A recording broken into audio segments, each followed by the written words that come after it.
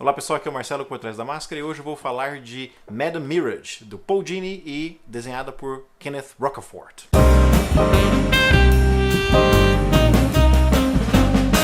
Ano passado eu decidi ir atrás e descobrir se meus super-heróis genéricos favoritos, a Cyberforce, ainda existia.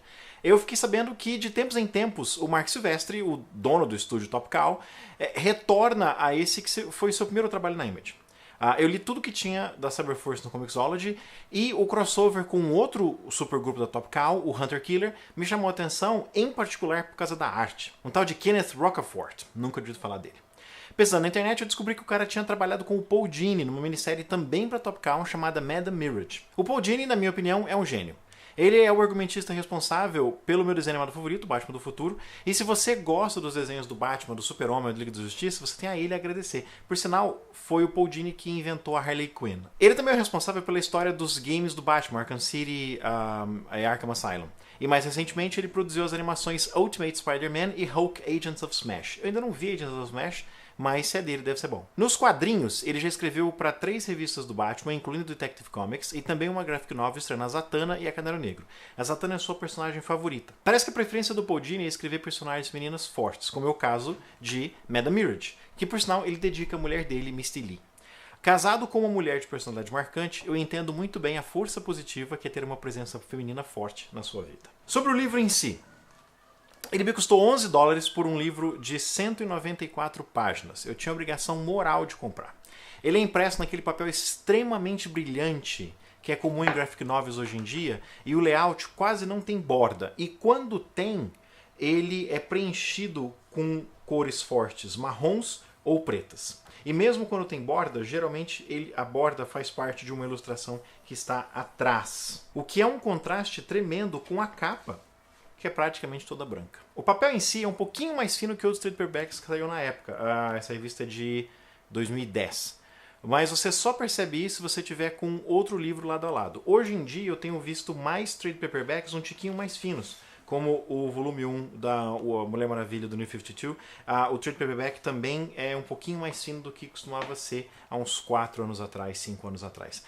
O que, para Madame Mirage, é uma coisa muito boa, porque a gramatura do papel sendo menor faz com que esse livro de quase 200 páginas, encharcado de tinta, ele ficou um pouco mais leve. Ele já é pesado pra caramba. Se a gramatura fosse um pouco maior, eu não conseguia tirar ele de cima da mesa. Sobre a história em si, foram originalmente 6 edições que foi encadernada nesse trade paperback. Interessante aparecer que é volume 1, porque não tem volume 2, e da maneira como a história termina, provavelmente não vai ter um volume 2, apesar de que nunca se sabe. A história é uma história de vingança, basicamente. É uma mistura de história de super-herói com filme noir. Dá pra ver pela roupa da Madame Mirage, né, que é um tipo de femme fatale dos anos 30, anos 40, que tem bastante essa cara, essa sensação de histórias de vingança do começo do século XX. Você vai descobrir realmente o que está acontecendo no que seria, né, o equivalente à edição número 3. A Madame Mirage, como vocês podem ver, ela é uma boazuda estereotipada. Tem motivo para isso, você vai descobrir mais pra frente, que basicamente ela é uma ilusão, ou ela pode criar ilusões, ela pode fazer o que ela quiser. Esse é o poder dela. No mundo em que os super-heróis foram banidos, basicamente. Vocês já viram essa história antes, né? A história do mundo é que a mega tecnologia, né, Megatech, ela permitiu o desenvolvimento de super-heróis e super-vilões, que iniciaram uma corrida armamentista, basicamente. Quanto mais poderosos ficavam os super-heróis, quanto mais poderosos ficavam os super-vilões. Até que o governo deu um basta nisso, proibiu o Megatech e prendeu todo mundo. Todo mundo significa prender a maior parte dos heróis, porque os vilões, eles se converteram numa fachada, uma empresa chamada Aggressive Solutions International, que é basicamente comandada por supervilões que faz tudo de errado, só que por debaixo dos panos. O governo não sabe, o FBI não sabe. Quem aparentemente sabe o que está acontecendo é a Madame Mirage e uma mocinha lourinha que aparece de vez em quando, chamada Harper, que no começo você não entende se é assistente dela, se é amiga dela, se é parceira dela, o que está acontecendo, mas ajuda ela em alguns momentos.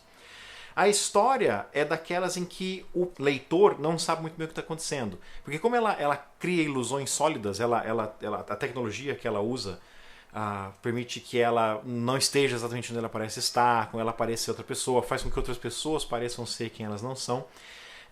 faz com que ela esteja a um passo à frente dos vilões, a um passo à frente do leitor também. Você nunca sabe se ela está realmente numa enrascada ou se aquilo foi parte de um plano. O que eu acho muito legal. Em momentos em que eu acho que está tudo dando certo, é uma enrascada, ela foge e consegue sobreviver por um fio de cabelo, ou você acha que ela vai morrer e tudo tinha sido planejado. Uma coisa que eu achei legal sobre a arte do Rocafort, além dela ser muito, muito boa, ele é muito detalhado, ele sabe contar a história, ele utiliza elementos da página, às vezes um pouco cartunescos, assim, como, por exemplo, se o personagem está passando mal, tem umas fumacinhas em cima da cabeça dele, se alguém se surpreende, a pessoa tem aqueles risquinhos de surpresa em cima dele. Eu gosto desses elementos um pouco cartunescos que ele tem. E ele trabalha muito com pedaços de cena, como você pode ver aqui, né? Os painéis dele às vezes são erráticos, ele usa a cor para dizer que a história está acontecendo no passado. O que eu achei muito maneiro no Kenneth Rocafort é a preocupação que ele tem em diferenciar os personagens. Você tem, por exemplo, dois personagens que são dois negões de cabeça raspada, mas você consegue identificar quem é quem. Pelo porte, pelo olho, pela maneira de se vestir. Então você diferencia as pessoas, não são aquelas pessoas bonitas genéricas. Uma outra coisa que eu achei legal pra caramba, há mais ou menos um quinto dentro do livro, você vê a Harper e a Madame Mirage treinando assim, sem estar usando poderes nem nada. E essa aqui, ó, é a Madame Mirage. Que o interessante é que, sem usar, ela está experimentando outras roupas aqui, né? E depois ela decide usar a roupa tradicional da Madame Mirage mesmo. Você pode ver que ela é uma boazuda, né? Na forma de Madame Mirage, mas apesar dela ser bonita e peituda na versão humana, ela é consideravelmente menor e, por exemplo, menos peituda. A criação, né? A ideia da Madame Mirage, dessa femme fatale, faz parte da ilusão também. E eu gostei do detalhe dele ter diminuído os peitos da personagem quando ela não está usando a ilusão, que é a ilusão barra uniforme da personagem. A história, né, a motivação por trás do que está acontecendo e a origem dos poderes dessas duas moças aqui, você fica sabendo no equivalente à terceira edição. São 6. Em alguns momentos a história desanda um pouco, ela fica um pouco clichê, mas logo depois o Paul Dini retoma aquela ideia de vingança e de contar a história. A história dessas moças e por que elas estão fazendo aquilo e por que e contar a história dos vilões, de maneira geral. Em alguns momentos você acha que você vai ter o típico vilão estereotipado, como a galeria de vilões do Homem-Aranha ou do Flash, mas ele desenvolve os vilões de uma maneira interessante. Cada um tem uma fala diferente, ou ele tem um trejeito diferente. Apesar dos poderes em si serem típicos poderes de super-vilões, tem uma moça que usa os cabelos para atacar as pessoas.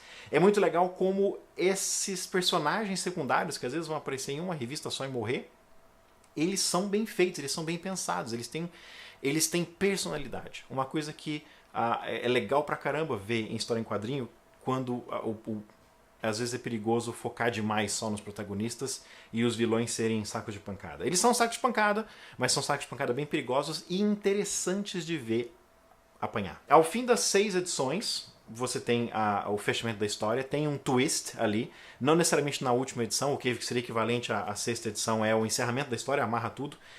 Eu não vou contar o que é, mas tem uma surpresa, como toda história como toda essa história de caper, né? Essas histórias em que um grupo de protagonistas ou um protagonista planeja invadir a grande corporação ou o cassino do vilão e destruir tudo, e uma hora você acha que eles foram capturados, mas não foram, uma hora você acha que eles estão em controle, mas eles estão realmente sendo capturados, mas conseguem se livrar, conseguem voltar ao timing da missão usando a habilidade deles, não só a sorte.